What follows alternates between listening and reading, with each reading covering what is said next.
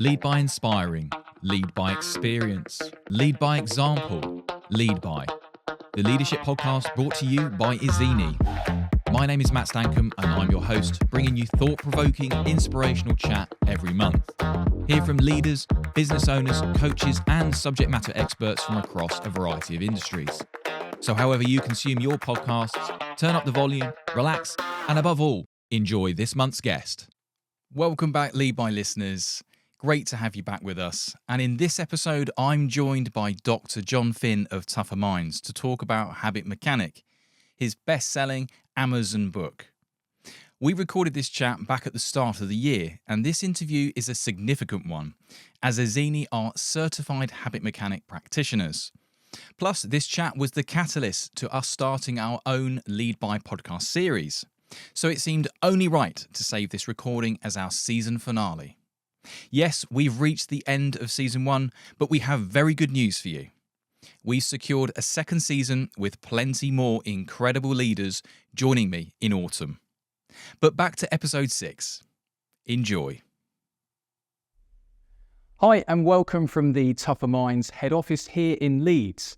Today I've made the trip up to have a chat with Dr. Jon Finn, the owner, founder and author of best-selling book, Amazon book in fact, The Habit Mechanic. So I'm joined with Jon today. Thank you for giving up some time. Really appreciate your time here at your facility. And it's good to see you again because we do know each other from the past. Well, it's great to have you in the north of England, Matt. And sorry, the weather's not as nice as it could be, but yeah, it's good to see you. Thanks for coming up. We appreciate it. No worries. And it is great to be here. It's the first time I've visited your facilities. And as you say, coming to the north of England is a nice trip out.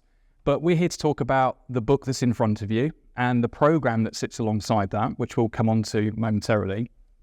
But we've got a bit of history as well, which we'll touch upon, and how this relationship came about. But I really wanted to get a start point with understanding your background and ultimately how the Habit Mechanic book came about, and actually more fundamentally, why the Tougher Minds brand was first established. So let's have a little bit of background on you, Jon. It's your moment to shine and tell us about you. Yeah, well, the Habit Mechanic book took me over 20 years to write, and it is an Amazon bestseller, and it's already translated into Korean and Chinese, and it's available in India now and Vietnam soon, and then lots of other countries. It's getting lots of traction. It's not been out, it's only been out for about 18 months, but a lot of work has gone into it, and everything from my undergraduate, the insights I learned about in my undergraduate degree. So my background's sport science, specifically sports psychology, but I also was very interested in physiology and nutrition and motor control, which is the science of how we learn.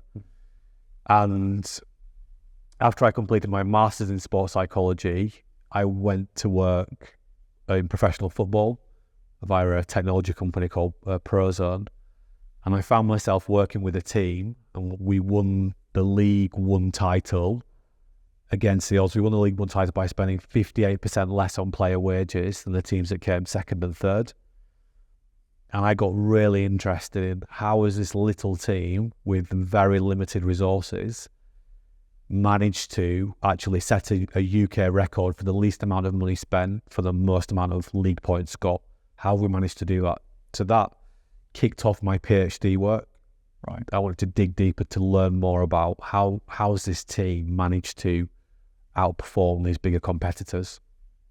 And that took me on a journey. And at the heart of my PhD work, my hypothesis was the better people are at regulating their emotions, the more successful they're going to be. Mm.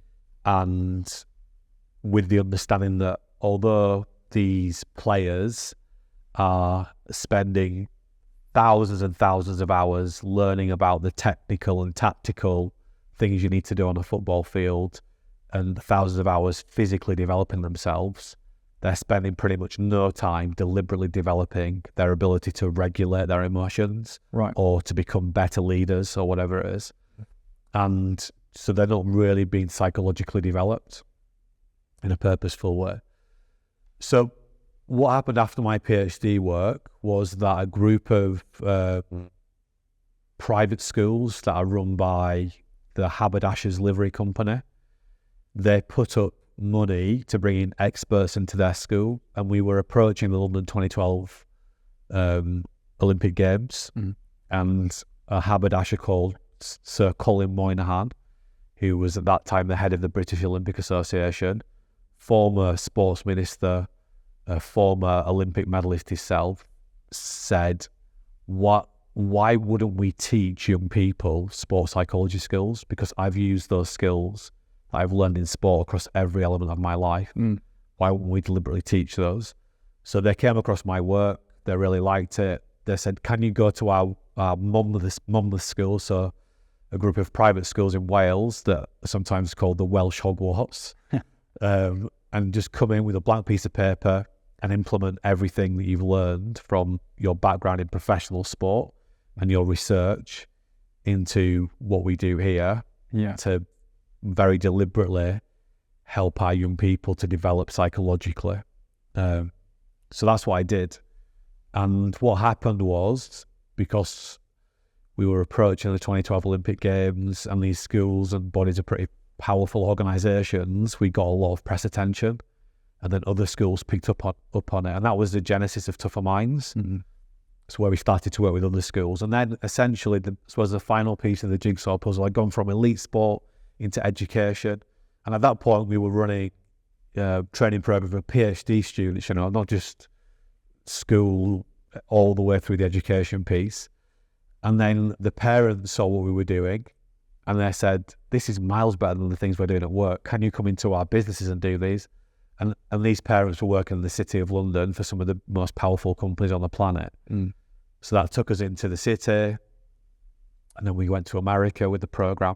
But essentially we knew that when we left the building, we could do great work. People loved it. But when we left the building, already people's behaviours were starting to go back to where they were before we were there. And what I'd learned on my journey over the 20 plus years of my 3 degrees is that I got told that if you get people to know what you need them to do to be at their best, they'll be able to do it. But when I went into the field and tried that out, I quickly learned that people can agree that they're going to do something differently, and they want to do it, and they're motivated to do it, but they quickly default back to their destructive behaviours. And the emerging science was showing us, people like Daniel Kahneman's work, Thinking Fast and Slow, or George Lakoff, Don't Think of a White Elephant, and it's already in your heads right now. You don't have to think about a white elephant, it's already there. Yes. And so this means that most of what we do most of the time is habitual, it's mindless. So our brain's number one operating rule. I was really lucky that when I was doing my master's, it was the first time we were getting data from functional MRI scanners. And that was the first time in the history of human beings we'd been able to look inside human brains in real time. So I've always been very conscientious of the neuroscience and the behavioural science. But what the data was showing us is that brains are designed to save energy. Logically, because for most of our existence, energy has been a scarce resource. Homo sapiens have been around for about 300,000 years. There hasn't always been a Tesco or a Pret on every corner or a Starbucks or whatever. So our brain tries to do things as cheaply as possible. And thinking is a very energy demanding, thinking consciously is a very energy demanding process. So our brain habitualizes everything. And when we say habits, people often think of physical things, but habits are how we think as well. Worrying is a habit, beating yourself up is a habit, jumping to conclusions is a habit, procrastinating is a habit, and being a bad leader or a good leader is a habit, and obviously more nuance than that. But most of what we're thinking and doing most of the time is automatic. So as a minimal, we'd say it's 98%. That means that for every 50 processes going on in your brain, that, if I get my maths right, 49 of them are automatic. But sometimes we're running on 100% autopilot, and in fact most of the time we are. So we have a tiny bit of consciousness here in our prefrontal cortex. Everything else is automatic. Hence the habit mechanic, because if we want to be successful individually, collectively, we need to get much better at understanding our habits, both our super habits and our destructive habits, and actually get better at rewiring and reprogramming them. Moving beyond knowing what it's a good idea to do. Most people in the UK, no one agree it's a good idea to eat 5 portions of fruit and vegetables a day and walk 10,000 steps, yet the National Health Service still spends over half its annual budget, tens of billions, treating diseases that emerge because people don't do those things. Line managers know what they'd like to do differently to be a better leader, but they don't do it. Line managers know what they'd like their direct reports to do differently to be better team members, and those direct reports agree it's a good idea as well, but they don't do it because we don't do what we know we should do. We do what we're in the habit of doing. So if we want to thrive in the challenging post-COVID world, we all need to become habit mechanics. And I guess that's, you talk about that post-COVID world, that's one of the most significant points in history where having this type of information and insight is the most powerful it's ever been, because we've gone through that time where we've maybe been disconnected from people, we've had to lead people remotely, we've had to motivate ourselves if we're alone at home and things like that. So you have to sometimes rely on those deep-rooted behaviours and habits, maybe routines perhaps is the word. So therefore, we need to expand our insight, expand how we understand what we're doing. Because if, for example, we say 90%, 98% of what we do is habitual, routine and pre-programmed, subliminal, then the worrying part about that is for some people in roles in their workplace, those roles could be made automated. They could be subject to things we talked about off camera, AI and things that become automated. So I think what you've done in a really very, very clever way is simplify the language around the human brain, the behavioural science, the neuroscience, so that people that pick up your book for the first time or have a chat with you can really quickly get an essence of how they can take this on and do something with it. So if I think back to when we first met, 2018 I think was roughly the period of time you and I first were introduced to one another through a German car brand that I worked for at the time. And we were trying to put our toe in the water as a company about how we could inspire leaders to take responsibility for, again, motivating and creating great workplace habits. And it was very effective. I remember that being a standout moment in what we did at the time, because you brought a new language, a new tone, and a very different direction. But since then, as I said, we've had COVID, and people aren't necessarily dealing with one another face to face. We've got different challenges now that mean that we have to speak differently, operate differently, and we don't necessarily have the benefit of the body language that we would have had face to face.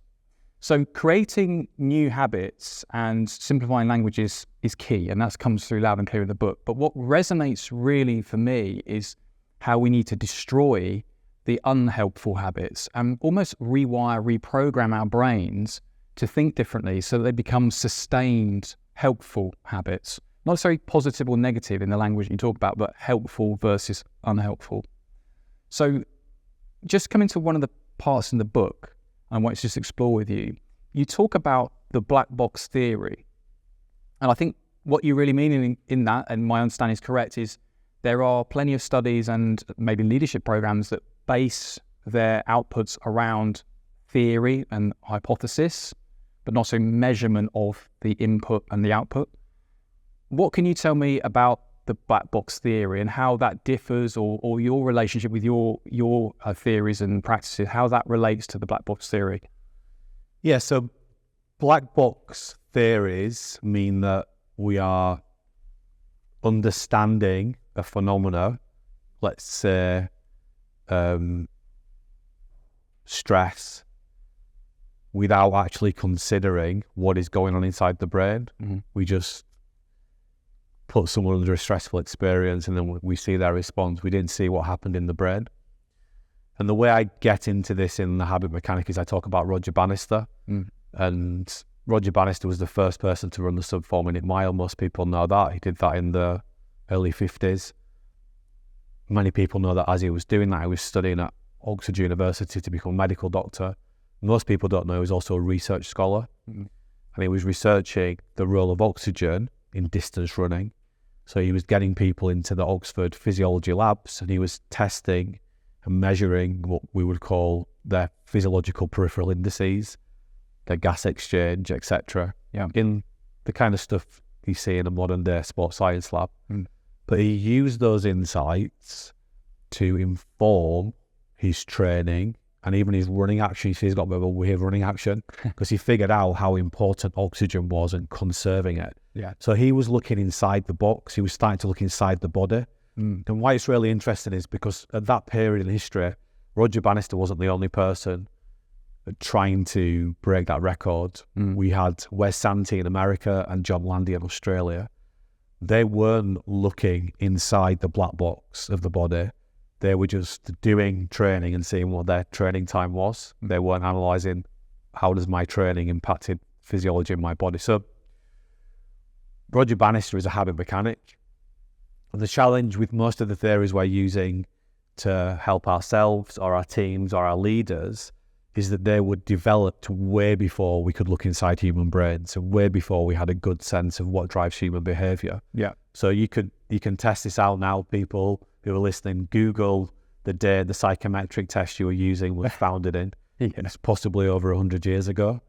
Many of the things we're using were founded between, I'd say, or first published between 100 years ago to maybe 50 years ago.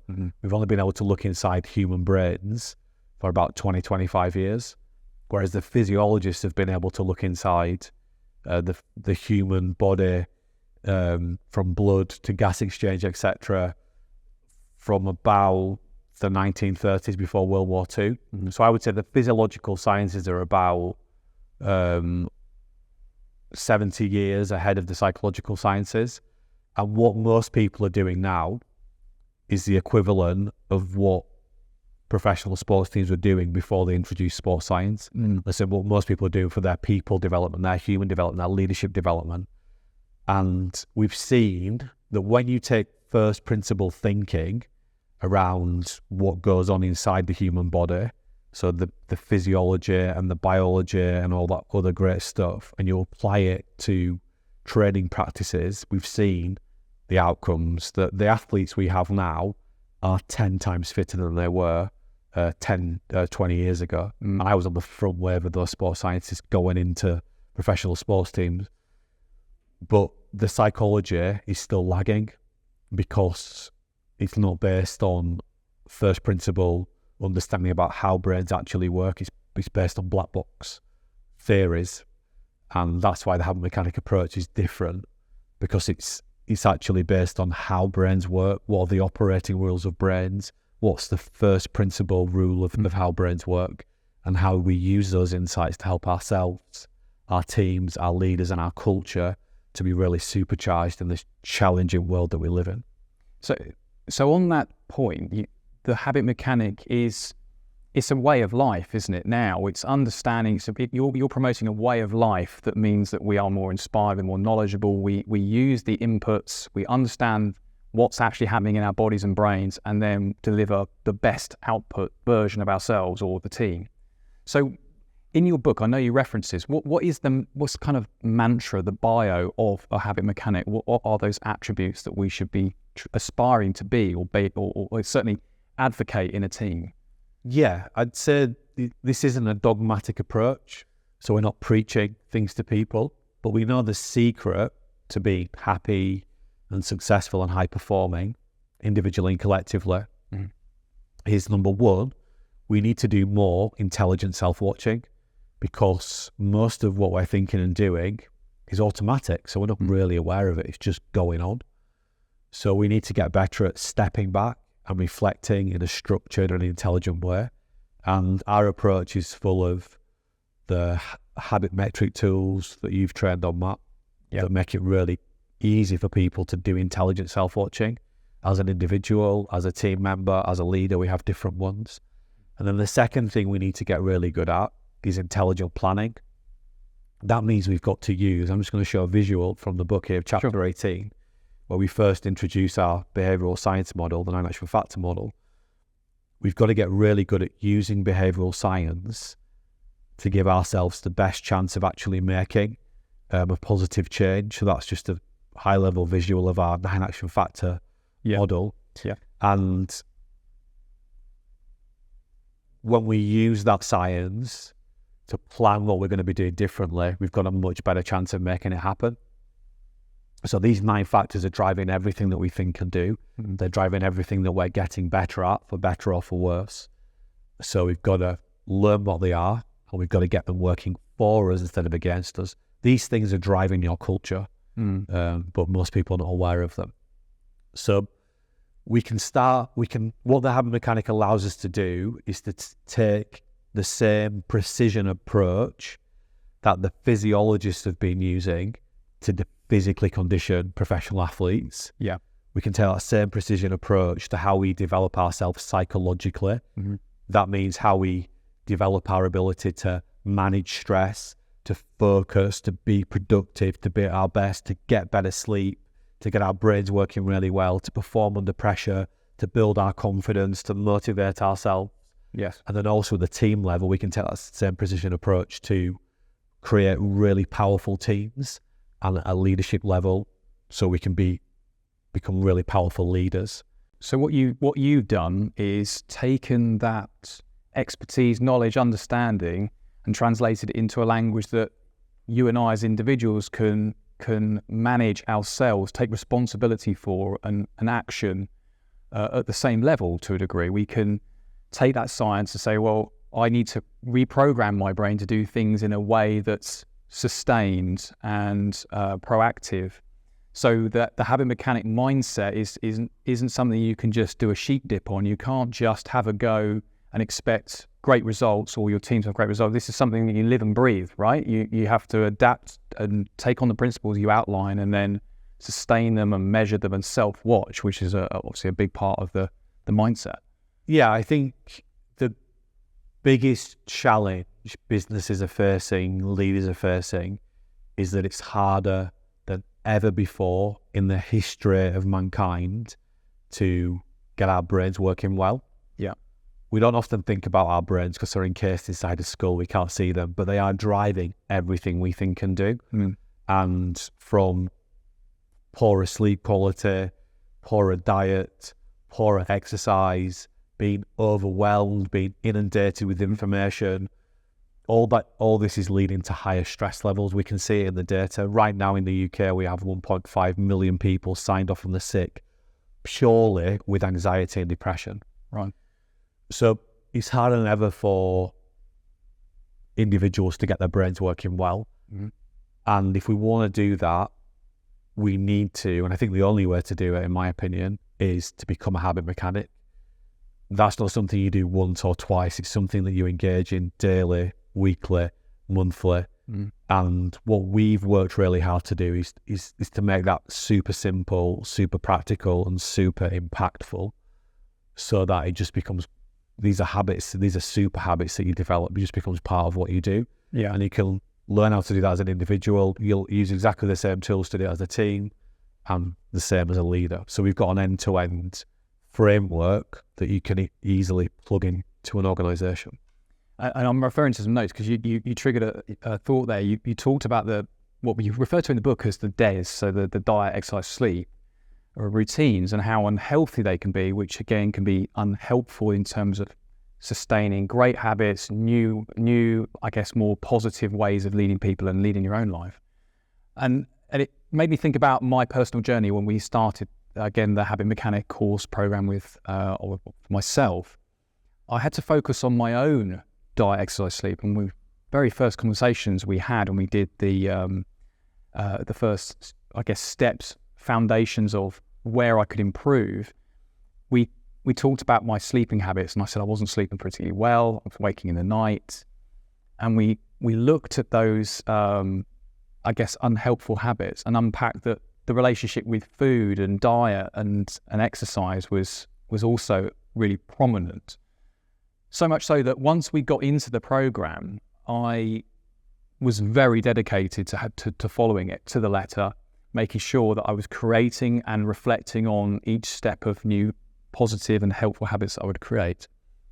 So I signed up to a new gym, and I know you and I have talked about this separately, but for everyone listening, watching, over the course of 4 months, being meticulous about creating helpful habits that could be reflected on and adjusting, I managed to lose 2 stone in weight, which is a huge achievement for me. I I haven't weighed my current level since I was about 19, 20.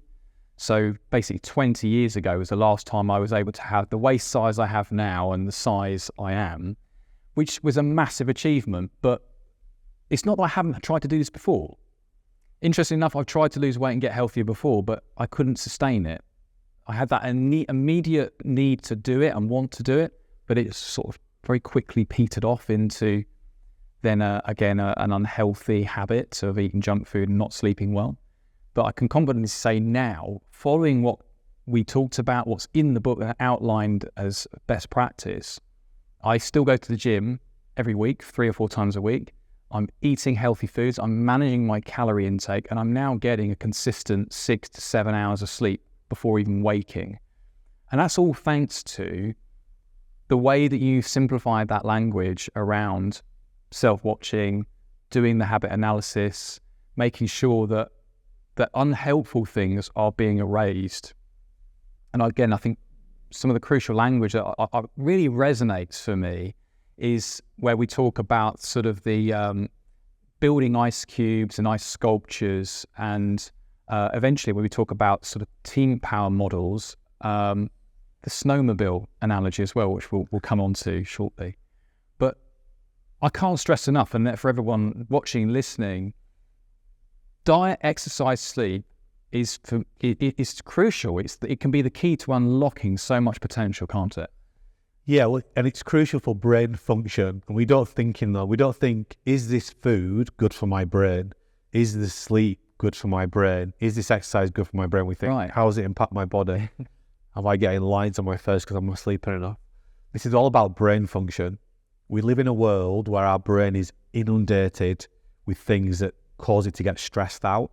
In all seriousness, if your brain is getting stressed, and senior leaders are most vulnerable to this, too often for too long, that significantly increases your chances of cancer, of dementia, and of depression. Wow. And getting better foundational diet, exercise, and sleep habits is a huge foundational building block to eradicate some of the damage that's going on. Yeah. So, but it was great that you pointed out that previously you've relied on motivation. Motivation is important, but it's only one of the 9 factors that drive our behavior.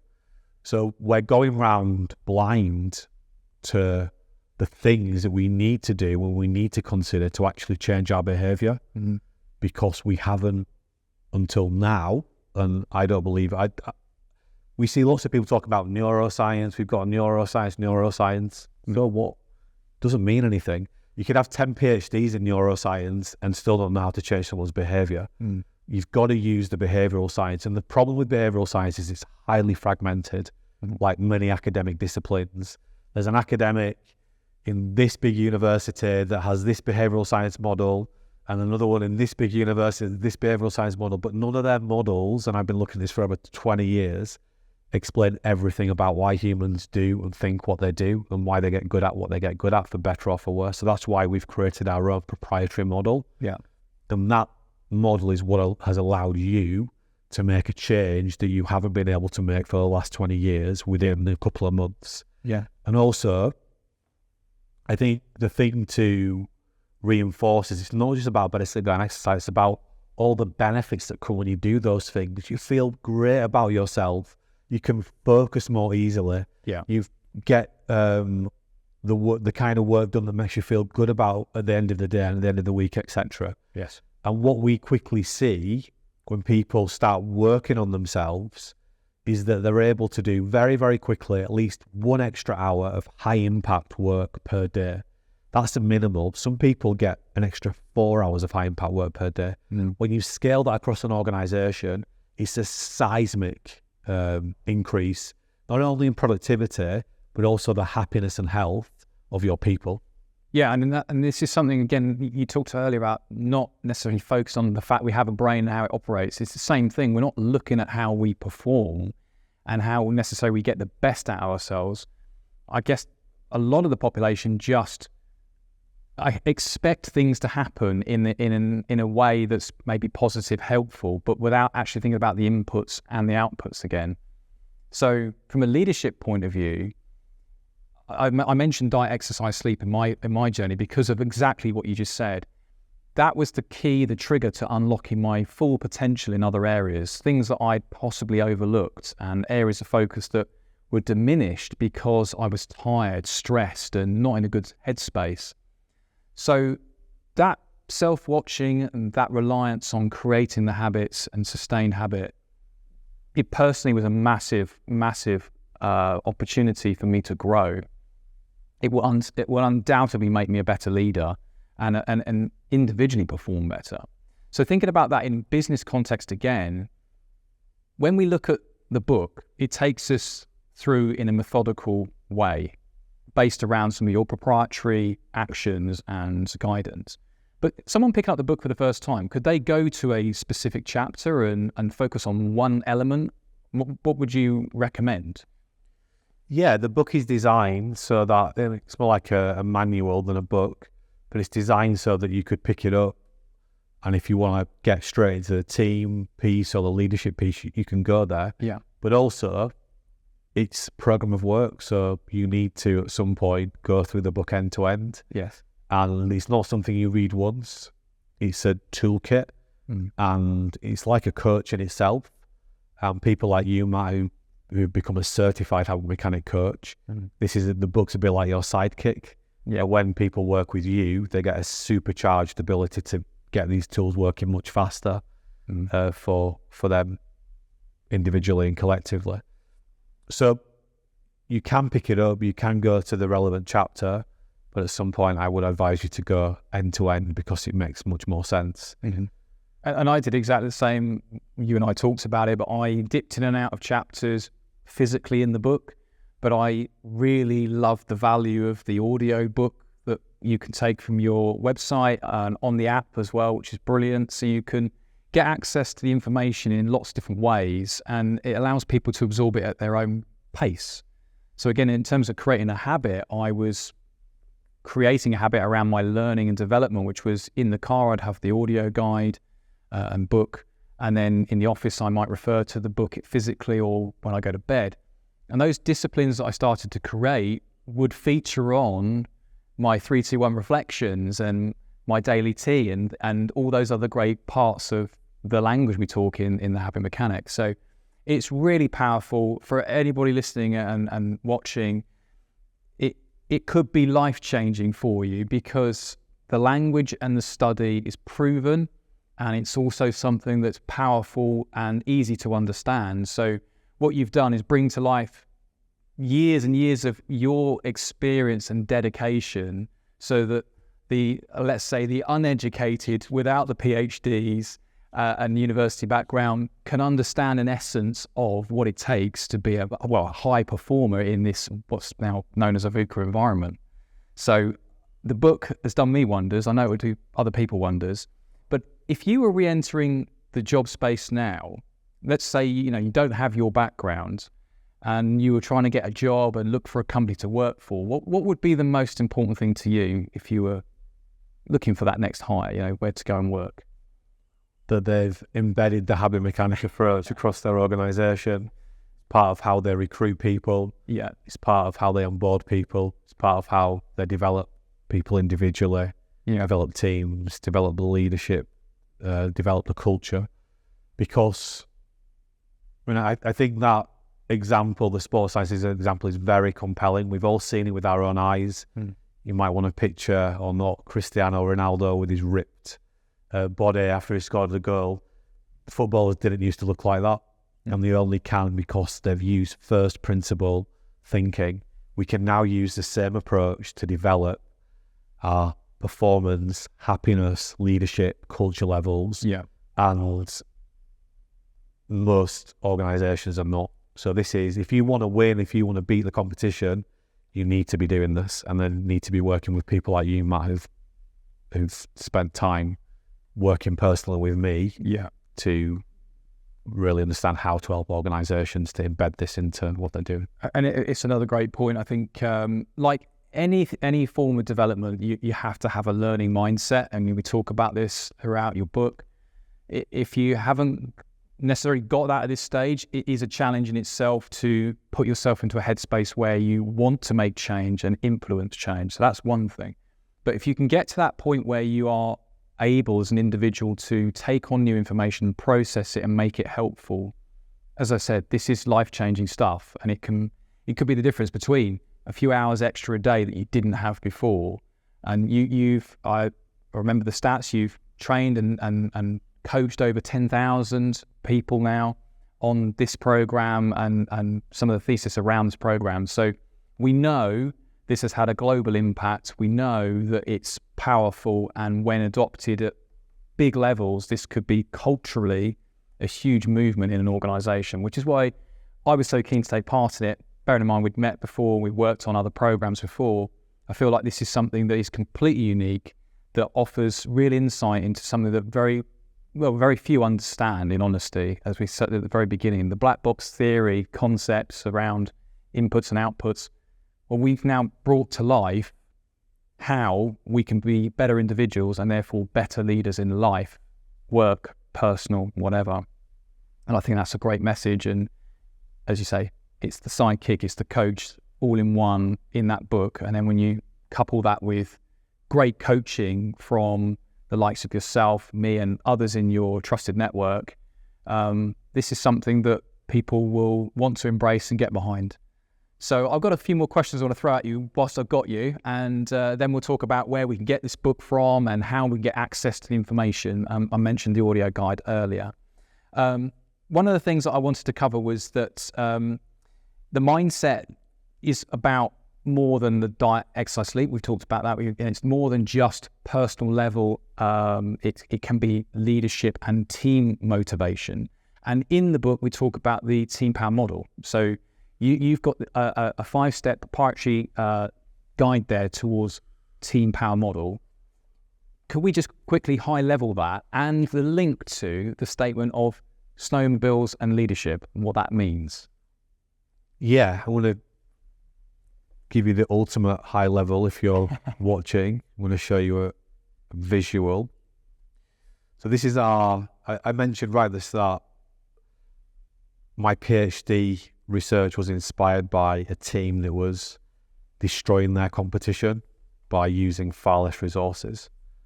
And I couldn't find a team model, and this is my academic background, that I valued, that I thought really is helpful in me understanding what's going on or helping me to develop high-performing teams. Yeah. So over the past 20 odd years, my team have put this team power model together. This is on page? This is in chapter 28, and it's on page 446. And the metaphor is that a team is climbing up a mountain. Yeah. And the conditions on the mountain are changing all the time. And there are 5 core things which we could think of, stages and sort of sets of habits and routines that really high-performing teams are good at. Mm-hmm. So the reason we have the mountain metaphor is because the conditions on the mountain are changing all the time.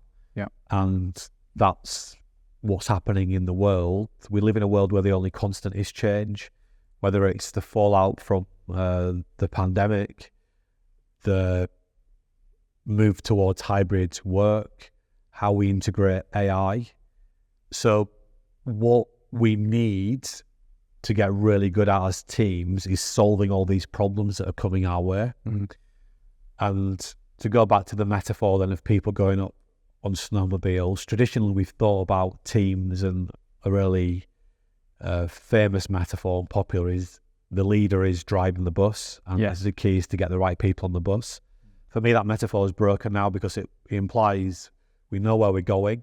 With the volume of change we have in the world, I don't think we know where we're going anymore. We don't know what's coming at us. Yeah. So there's not a clear roadmap. The bus metaphor also implies that the leader is driving and everybody else is a passenger. We can't afford that to be the case anymore. We need everyone to be pulling their weight. And I guess with that analogy as well, you've got that, you say one person in control of the destiny, but also thinking in a true sense of on a bus, the passengers can ring the bell and get off at any point they like. So if the train's difficult, the journey's not what they expected, they could very quickly say, it's not for me and I'm getting off. Whereas what you're going to come on to is, again, ownership, personal responsibility to success and achieving that goal of climbing that ever-moving terrain, right? Yeah, so we think a better metaphor is that people are moving up the mountain together, but on their individual snowmobiles. We've got the hybrid work piece going on now, but the individual snowmobile means that the individual is driving it and they're responsible for learning how to use it and maintaining it, and also back to the hybrid work piece, communicating across a bit of space is more challenging. So that's the snowmobile piece. Yeah.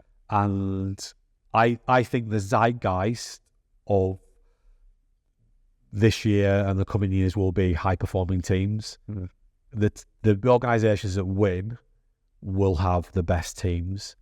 And the reality is that your teams run on habits. And if you want teams to become high-performing, teams members need to become habit mechanics, individually and collectively.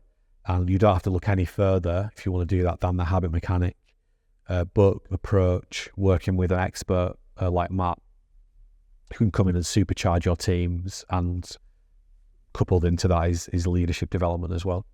Yeah, and I think that's a great place to kind of park the conversation about the content, because what we don't want to do is give away too much now, do we? We want people to understand it and absorb it in their way. But I figured this was a great opportunity to talk about some of the principles and what you describe as your life's work, because you spent over 20 years on this to get to a place where you've got something really compelling. And obviously what you want to do, I want to do, is encourage people to engage in the program, read the book, be coached through the book, and reap the benefits. And to pick up on your point earlier, you don't read this once and you don't fill out all the assessments once. This is a tool that can be revisited and never goes away. And I guess you're probably the best advocate of that as the owner, founder of the company and author of the book. Are you still doing and practicing the things that you've got written in your book? Every day. So every work day starts with a run. This morning it was 6:30, about -4. I put every bit of training clothing on that I had. Yeah. This morning for breakfast I had salmon, smoked salmon in a whole wheat pita. Why? Because smoked salmon's got omega-3 fatty acids in it that is really important for our brain function. At the end of today, I created a willpower story today so I can be as efficient and effective as possible. That's a tool in chapter 25 of the book. At the end of today, I'll write a written reflection using some of the tools that are in chapter 22 of the book. So this just laces through everything I do in my day. So they're some examples of my super habits. And actually, every super habit I've built is really designed to help me to get to the right activation level for the right task. So I can recharge properly, I can do focus work properly, I can optimize my brain states when I'm doing busy, more mindless work. And if you want to dig more into that language, look at chapter 25 in the book where we unpack that. Yeah, there's so much great language in there. And I'm just going to reference one more for the benefit of everyone listening and watching. You talk about focus breathing and focus words and pictures, and that is something that, again, I religiously lean on, particularly when I'm going to sleep at night. So I have this visual now created through, again, building a new habit, that when I want to get off to sleep at night, I imagine this big red balloon that I'm trying to inflate, and I blow into it and I'm counting the amount of breaths it takes, and I'm visualizing how big that balloon gets. Now, that balloon never gets big enough that it explodes before I get off to sleep. I'm off and I'm gone, and I'm still counting. And that's all thanks to, again, just understanding what some might say are basic principles, but that part of it is so powerful when laced with other elements. So again, you talk about the habit building plans, and you build this into your daily reflections, and you're having willpower stories, all this great language. When you put all that together and then you end your day de-stressed, focused on your breathing and focused on having just a great night's sleep, that means that the next day you're unlocking your potential to be a high performer in a team or just solely for yourself. And I think that's what's so great about this whole book philosophy and your way of life is it just translates to every single person and can truly become game changing for anybody wishing to take the time to develop themselves and learn how they can become better people. Yeah, and if you don't mind me saying, I think that you're a great example of why this is different, because some people might say, oh, well, I use something like that, or I know about something like that, because we are inundated with tips, tricks, hacks. Yeah. Also, I've talked about that with my coach or with my therapist.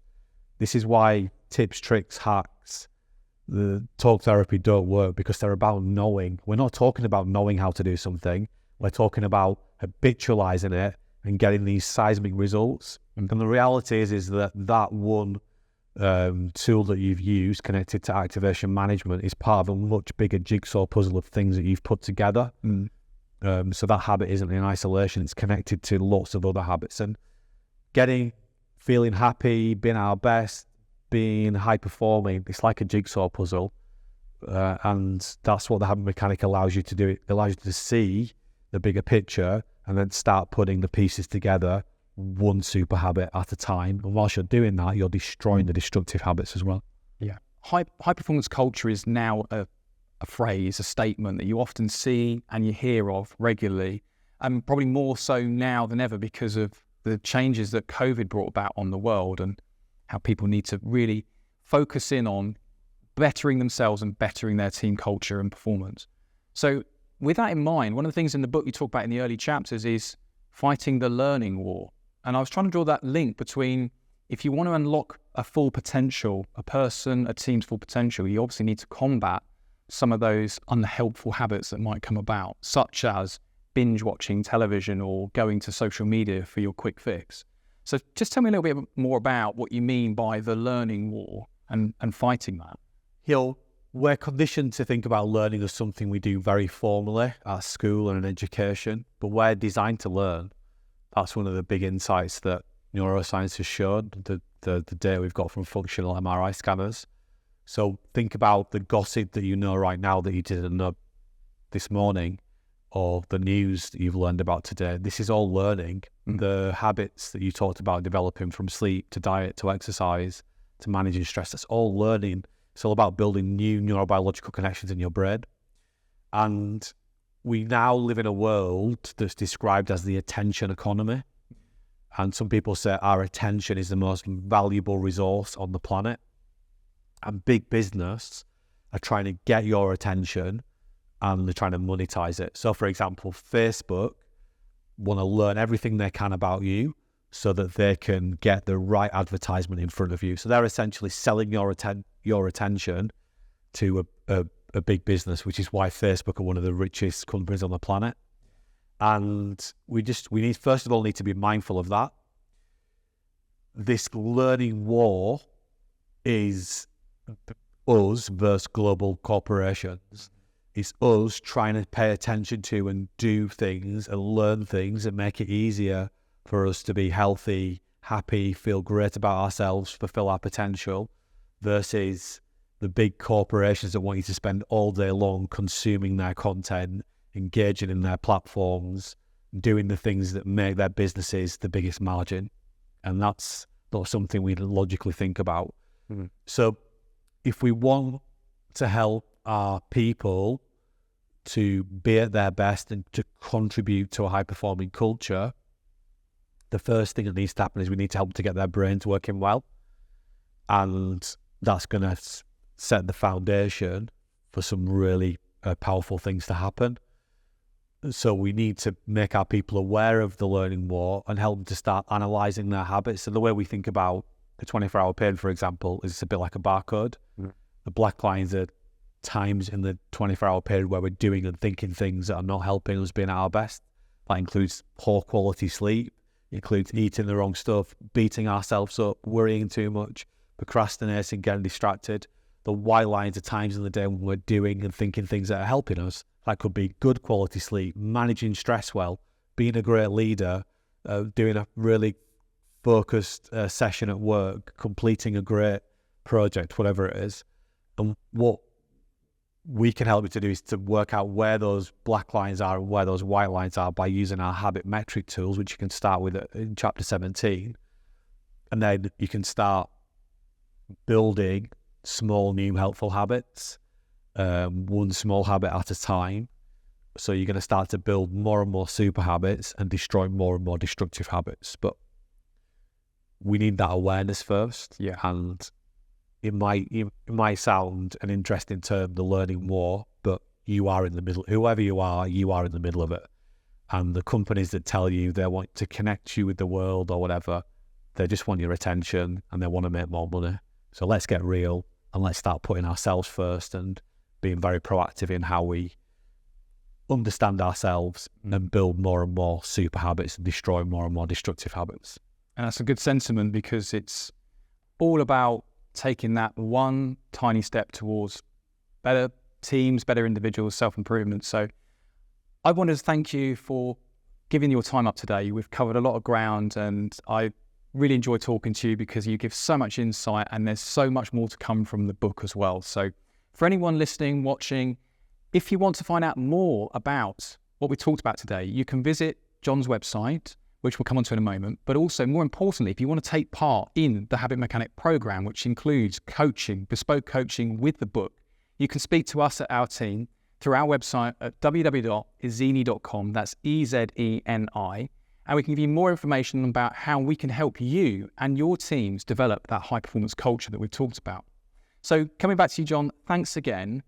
Let's cover off where people can get your book and some more information about getting more information about you and the company.